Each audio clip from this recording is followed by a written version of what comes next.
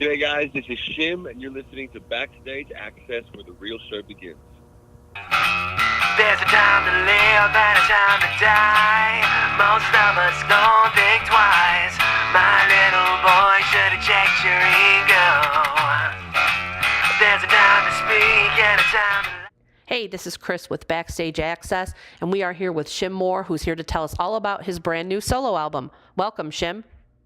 G'day Chris, this is Shim. How you doing? I'm doing well. How are you? Good, thank you. Good. Good. So let's talk about the new album that just came out. Could you tell us a little about the overall sound of the record? Well, the sound of the record is big-ass drums and big guitars and melodies and the stuff that I do. But the mantra for the album really was the best songs win. I didn't want to make a record that, just fit it into one box. So I wrote all the songs that I wrote, and then when it came time to pick the record, I just said the best songs win, and we'll produce them with big guitars and drums. And stylistically, it's a very diverse record, but so far I've been very lucky. All of the reviews have come back 100% positive. Awesome. Now, what was the songwriting process like for you for this record, since this is a solo album, and how different, is it when you're writing songs for a band situation? Well, there's a lot more freedom.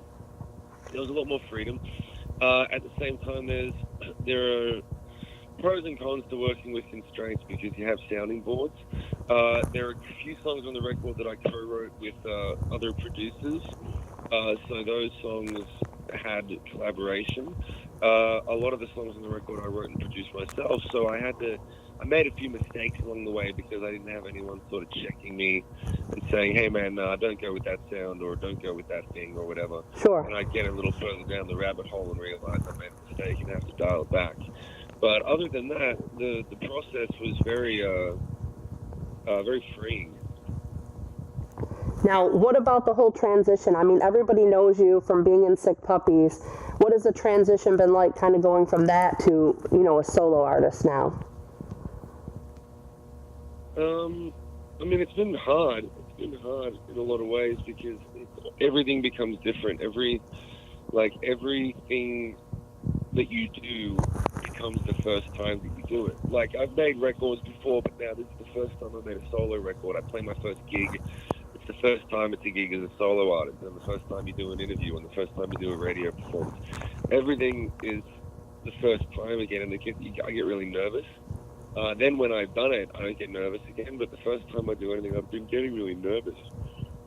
And so it's kind of exciting in one way because there's an element of rebirth, and it feels very good, but at the same time, it feels kind of raw. Sure. So it's all new. It's all I can kind of say. I mean, there's good days and there's bad days. I mean, I think that happens with anyone when they're starting something new. You have these great, exciting days, and then you have days when you hit the wall. It's like, it's starting a whole new life. Sure. Now, I read somewhere that the album was kind of revolving around a topic of digging themselves out of a hole. Is that kind of reflective of where you were with the band situation and kind of getting away from that?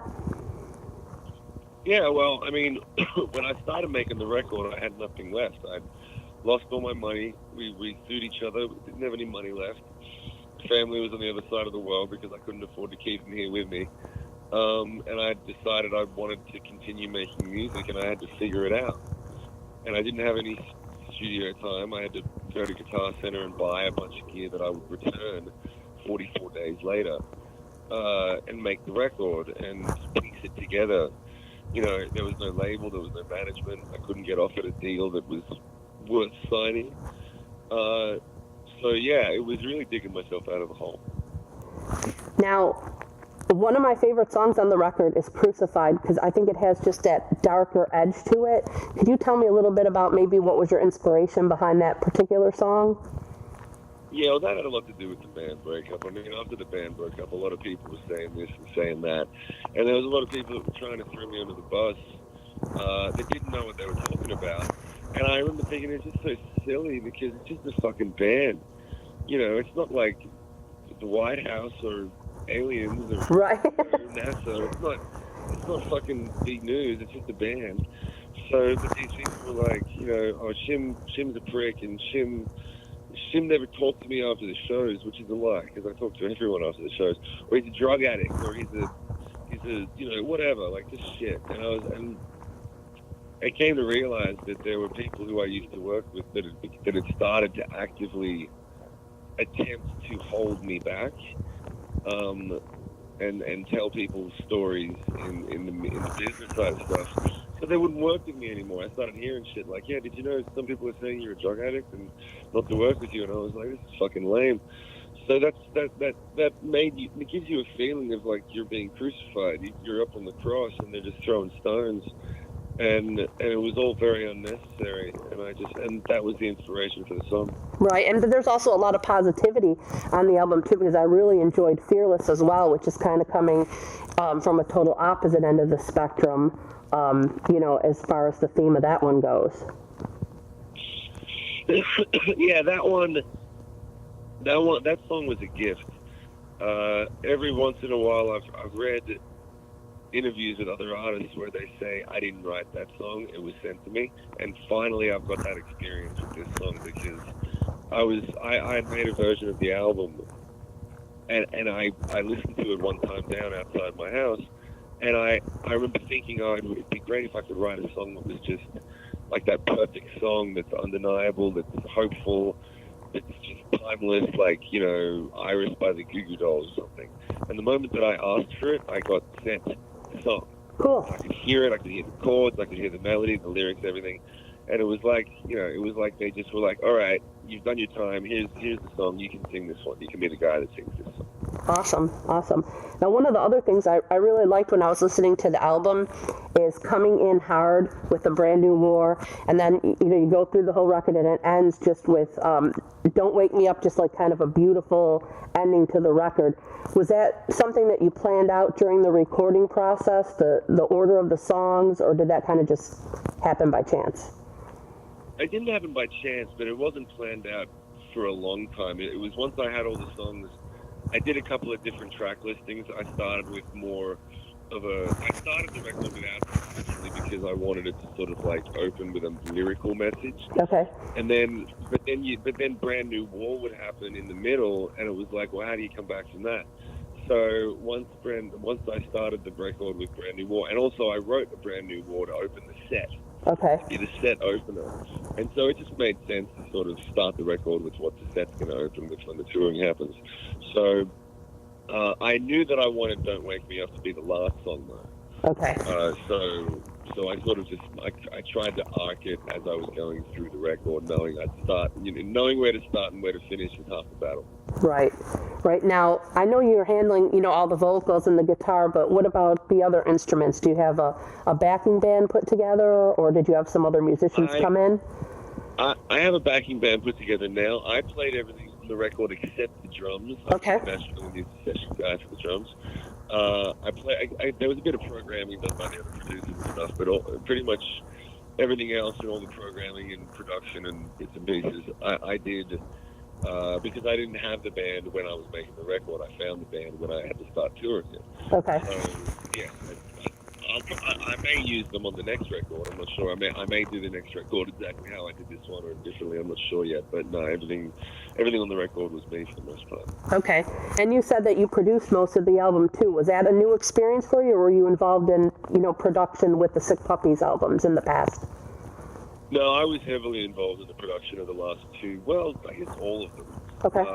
Because I was very interested in it. Like, for the first album, I just sat and listened, and then on the second and third record, I started to pick up the reins a little bit more, and I'd finish stuff myself. And the producers would always check in and make sure, and then I just learned how to do it over the course of those albums. And then I started recording on the road and putting my own stuff together. And so when it came time to make my own record, I had a lot of the tools to do it. Very nice. Now, Hallelujah. I love that song, but I have to ask about the video, because the sock puppets, and explain that a little bit, if you would, how that came about, and was that your idea or somebody else's to kind of do it that way? You can pretty much rest assured with everything on this record, it's my idea. Okay. There's no one else involved. There's no label, no manager, or there wasn't a manager for a long time. There's no band. I just had to make something fresh. I had to make something that didn't look like another band video playing in a room. Fuck, man, just something different. And I couldn't find it until I landed on Sock Puppet Parody, and it just made sense. I was like, you know, especially for rock and roll guys that are supposed to be so macho. Right. I hate my parents, and I don't know why, and fucking all this macho bullshit. And if you meet them, if you meet most of the guys in bands, they're all teddy bears. So, like, you know, they're all sensitive, artistic guys. And I'm like, so I just was like, let's just call bullshit and just make a funny video that's fun to watch, that hopefully people want to watch over and over again. It tells a story. And just something that's fun, that has a bit of a celebration vibe to it, you know. Right. Now, you mentioned that you had a backing band kind of put together now for tour dates. So have you started the tour yet, and what are your touring plans moving forward? We're looking at a headline run in November at the moment, but it's only whispers. So we're seeing what we can put together by the end of the year. Okay. If it's not that, then we'll be going out at the beginning of next year. Okay, very cool. And what kind of can we expect from this show? Will you have any of the Sick Puppy songs in the set list, or is it strictly going to be your own solo material? No, I'm going to play whatever people want to hear, man. Okay. I'll be playing all the Puppies hits, all the singles. There'll be some album cuts, like speed cuts that have the good riffs that fans used to love hearing live, and then all the new stuff. So I'm playing everything. Awesome.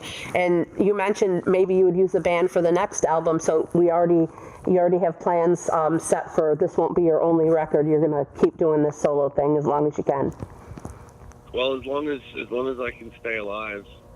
Yeah, as long as I'm alive, I'll be doing it. I mean, when the band split, I had the choice to stop, but I couldn't do it. I have to make music. And that's not some artistic, indulgent thing. I feel like shit if I don't make music. So I got to do it somehow. Right. Even if it doesn't get released, I'll still be making music in my basement. But yeah, whether it's the next record's mostly finished. I mean, it's mostly written. Oh, okay. It's just a matter of putting it together now. Yeah. I mean, I was writing for a long time for the record. I just chose not to make a double album. So there's a lot of music ready for the next album. Okay, very good. Now, this whole thing, you know, your first solo album, first solo tour is going to be coming up. What has kind of been your biggest obstacle in trying to get everybody to see you as an individual artist rather than as that guy who used to be in Sick Puppies? No, the traffic. It's all about the traffic, dude. The traffic online, the traffic in the business, the amount of bands that are doing this shit, the traffic at radio. There's so much competition, and the money's dried up, so it's harder and harder to find new ways to get shit to move. You know, getting in front of people, getting in people's faces. I'm not really concerned with people seeing me as a solo artist yet. I mean, it's pretty early days. Right. I expect people to see me as the guy from Sick Puppies, because that's what I am. Right. You know, that's who I am, and that's who I was, and that's how people identify me. So, my biggest struggle is getting in front of people so that they go, "Oh, that's the guy from Sick Puppies." Right. Okay. He's doing a new thing. You know, that's the biggest struggle. So, I got no ego on it. I'm not worried about like, oh no, and people need to. I can't believe some fucking rock guys that make rock music, like actual rock stars, like the real deal guys. And they get up and they're like, no, I'm not playing that old song from my old band because this is my new identity. I'm like, fuck your identity, man. Fan. What about the people that love your music, that pay their money to come and see your show, and you're not going to play the fucking song they want to hear? Dick. You know, so, no, I don't care. I just want to get out in front of them and do my thing. Awesome. Well, I really enjoyed listening to the album. I can't wait to see you guys put together a tour, and hopefully it'll be a date near me somewhere where I can come and check it out live. Thank you for taking the time to listen to the whole record. I appreciate that. Oh, not a problem. I enjoyed it, and best of luck with the album and the upcoming tour. Thank you. Thanks for helping get the word out. Thanks for the interview. Can I get an amen or an hallelujah?